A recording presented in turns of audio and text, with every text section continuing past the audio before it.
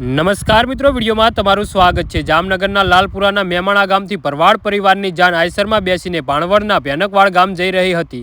એ દરમિયાન સવારે 8 વાગ્યાના આરસામાં તારાગઢ પાસે અકસ્માત નડ્યો હતો અને અંદર બેઠેલા 40 જેટલા જાનૈયાઓને નાની મોટી ઈજા થઈ હતી, જે પૈકી એક જાનૈયાનું મોત પણ નીપજ્યું હતું, જ્યારે અન્ય બેને ગંભીર ઈજા થઈ છે। આ અકસ્માત અંગે મળતી માહિતી અનુસાર લાલપુર તાલુકાના મેમણા ગામમાં રહેતા ભરવાડ પરિવારના 50 થી વધુ સભ્યો આજે સવારે 7 વાગ્યાના આરસામાં પોતાના ઘરેથી નીકળીને ભાણવડ નજીક ભયાનકવાડ ગામ પ્રસંગમાં જઈ રહ્યા હતા, ત્યારે આઈસર ભાણવડ નજીક તારાગઢ પાસે પહોંચતા એકાએક આઈસરનું ટાયર ફાટ્યું હતું અને રોડ પરથી નીચે ઉતરી ગયું હતું, જેથી 40 થી વધુ જાનૈયાઓને નાની મોટી ઈજા થઈ હતી।